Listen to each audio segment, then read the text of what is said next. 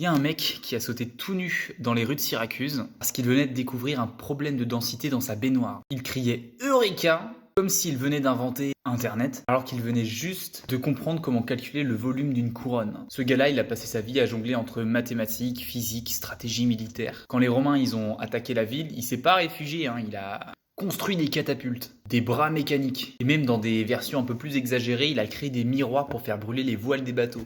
Un peu une sorte de Tony Stark de l'Antiquité. Il était obsédé par les cercles, les spirales, les leviers. Il aurait dit un jour Donnez-moi un point d'appui, je soulèverai le monde. Et c'était pas une métaphore. Il bossait simplement sur comment déplacer la Terre avec de simples machines. Il a même calculé une approximation du nombre pi avec une précision hallucinante, en dessinant des polygones à 96 côtés, à la main, juste pour approcher le cercle. Il aurait probablement adoré GeoGebra. Et pourtant, au moment où les Romains sont entrés dans la ville, un soldat l'a tué. Il était assis par terre, en train de tracer des figures dans le sable. Il aurait simplement dit aux Romains « Ne dérange pas mes cercles ». Le Romain l'a regardé et il l'a tué. Sa vie, c'est un peu une question qu'on n'a jamais vraiment tranchée. Est-ce qu'on peut être génial, universel, visionnaire et complètement incompris jusqu'à la fin? Ah oui, ce mec, à l'époque, il a créé un système pour faire remonter de l'eau.